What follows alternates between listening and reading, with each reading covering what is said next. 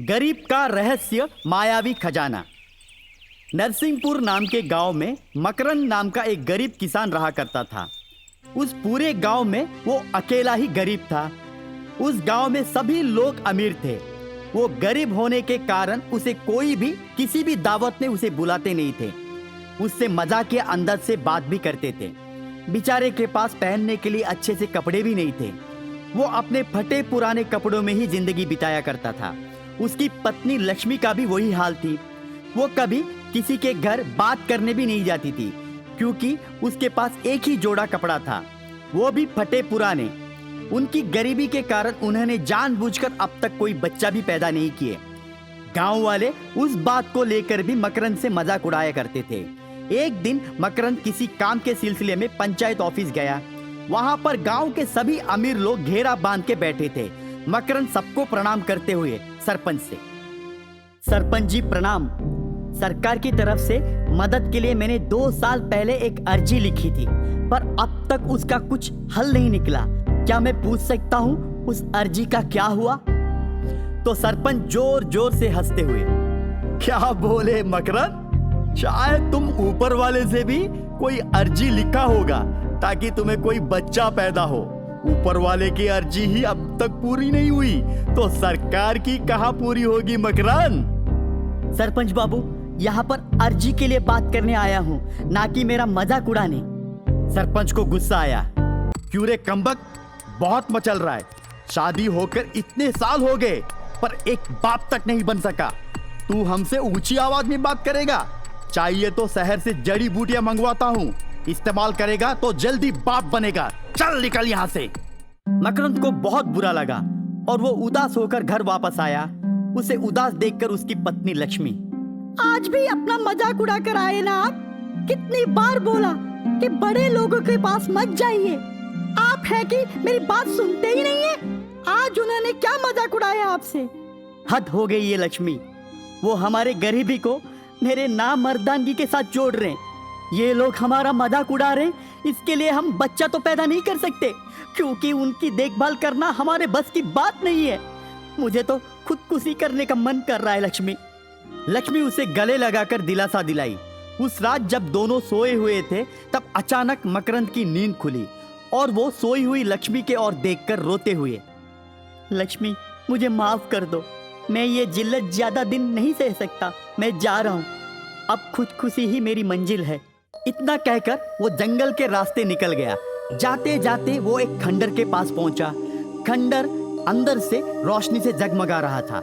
मकरंद हिम्मत जुटा के खंडर के अंदर गया। अंदर जाकर देखा तो सुनहरा रंग का एक बहुत बड़ा खजाना चमक रहा था। मकरंद डर के मारे वापस जा रहा था, तब खजाना बोल उठा, डरो मत मकरंद, ये खजाना आपसे तुम्हारा है। तुम जैसे निस्वार्थ और निष्कपट इंसान की राह में सदियों से देखता आ रहा हूं। आखिर तुम अब आ गए। मैं एक श्रापित आत्मा हूं। तुम मुझे पाओगे तो ही मुझे मुक्ति मिलेगी। बिना कुछ सोचे मुझे यहाँ से लेकर जाओ। मकरंद आधी रात उस खजाने को अपने सर पर उठाकर अपने घर लेकर आया। लक्ष्मी को जगाया। लक्ष्मी खजाने की ओर देखकर आश्चर्य हो गई। अगले ही दिन से मकरंद गांव का सबसे अमीर आदमी बन गया। कुछ ही दिनों में वो गांव का सरपंच भी बन गया। सरपंच बनकर वो सबकी मदद करने लगा। देखते ही देखते 1 साल के अंदर उनके यहाँ एक बेटा पैदा हुआ। मकरंद और लक्ष्मी खुशी खुशी जीने लगे। वो संक्रांति का महीना था। रसरंगपुर नाम के गांव में संक्रांति का उत्सव धूमधाम से बनाते थे। उसी गांव में शकुंतला शांताराम नाम के पति पत्नी भी रहा करते थे। शकुंतला ठहरी गांव वाली और उसका इकलौता बेटा पंकज, जो शहर में सॉफ्टवेयर इंजीनियर का काम करता था, वो शहर में ही मीरा नाम की पढ़ी लिखी लड़की से प्रेम विवाह किया। मीरा और पंकज एक ही दफ्तर में काम करते थे। मीरा ठहरी शहरी मिजाज की। पंकज और मीरा दोनों संक्रांति मनाने के लिए उनके गांव आए। शकुंतला अपनी नई नवेली बहू के लिए बहुत इंतजार कर रही थी। दोनों कार में आए। मीरा और पंकज को दरवाजे पर ही शकुंतला आकर नजर उतारने लगी। शकुंतला नजर उतारते देख मीरा हंस पड़ी। पंकज, लगता है तुम्हारी माँ पुराने ख्यालात की है। आजकल के जमाने में कौन नजर उतारते हैं, बुलशिट। कहकर वो अंदर चली गई। मीरा जरूरत से ज्यादा मोटी होने के कारण वो डाइटिंग कर रही थी। संक्रांति का माहौल था और शकुंतला त्योहार की तैयारी में लगी थी, पर मीरा गांव में आकर भी त्योहार के समय पर ऑफिस का काम में व्यस्त थी। त्योहार के समय काम करना शकुंतला को पसंद नहीं आया। तब वो अपने बेटे पंकज से, बेटा पंकज, ये क्या बात हुई? बहू, त्योहार के समय पर भी काम करना अच्छा नहीं लग रहा है। गांव की सभी औरतें उत्सव में आज मौजूद होंगे। बहू बेटियां देखो कैसे सज धज कर हैं, और तुम्हारी बीवी है कि एक जीन्स पैंट और टी शर्ट पहनकर बैठी है। जाकर थोड़ा तैयार होने के लिए बोलो। पंकज मीरा के पास जाकर विनती किया तो मीरा ने सज धज के साड़ी पहनकर शकुंतला के पास आई। शकुंतला तब गोबर का पानी घर के आंगन में लेप लगाने के लिए तैयार कर रही थी। गोबर के पानी को देखकर नाक बंद कर दिया मीरा ने। नाक बंद करते देख शकुंतला उससे, बेटी, गोबर के पानी के लेप अगर घर के आंगन में लगाएंगे तो घर के अंदर बहुत सारे कीटाणु आ नहीं पाएंगे, और साथ साथ सेहत के लिए भी अच्छा होता है।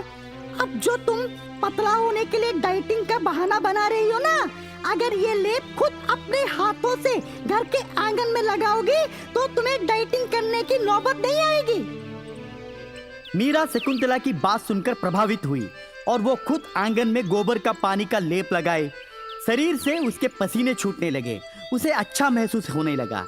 शकुंतला आंगन में रंगोली लगाने के लिए तैयार हो रही थी, तब मीरा उसे रोककर, माँ जी, आजकल तो रेडीमेड रंगोलियाँ बाजार में मिल रही, मैं लेकर आई हूँ। एक बार चिपकाओगे तो तुरंत रंगोली बन जाएगी। इतनी मेहनत करने की क्या जरूरत है? रुकिए, मैं लेकर आती हूँ। तब शकुंतला हंसते हुए मीरा से, तुम शहर वालों की यही तो समस्या है। तुम हर चीज को आसानी से करना चाहती हो। कैसे फटाफट हो जाए उसका तरीका तुम लोगों के पास बराबर होता है। जब तुम खुद अपने हाथों से रंगोली लगाओगी तब तुम्हारा पूरा शरीर योगासन में होता है। तुम्हारी सारी थकान दूर हो जाती है और तुम हमेशा तंदुरुस्त रहोगी। एक बार इस्तेमाल करके देखो। शकुंतला ने अपनी बहू मीरा के हाथों रंगोली लगवाई। रंगोली कैसे लगाते हैं मीरा ने शकुंतला से सीखा। रंगोली लगाते वक्त मीरा को व्यायाम करने जैसा एहसास होने लगा। बाद में शकुंतला और मीरा दोनों मिलकर गांव के सभी औरतों के साथ लकड़ियां इकट्ठा करके भोगी की आग लगाए। बाद में अपने बनाए हुए रंगोली बनाकर उपले सजाकर गुब्बम्मा खेलने लगे। बाद में सभी औरतें मिलकर नाचने लगे, गाने लगे, झूमने लगे, तरह तरह के खेल खेलने लगे। संक्रांति खत्म होने से पहले ही मीरा का मोटापा कम होने जैसा उसे एहसास हुआ। संक्रांति खत्म हो गई। मीरा और पंकज का जाने का वक्त हो गया। जाने से पहले मीरा ने अपनी सास शकुंतला का पैर छुआ। माँ जी, पहली बार मैंने हमारा सांप्रदाय कैसे होता है जाना है। मैं शहरी लड़की बनके यहाँ पर आई थी, पर अब मैं आपकी बहू बनकर जा रही हूँ। धन्यवाद। इतना कहने के बाद सास बहू दोनों गले मिले। पंकज और मीरा वापस शहर चले गए।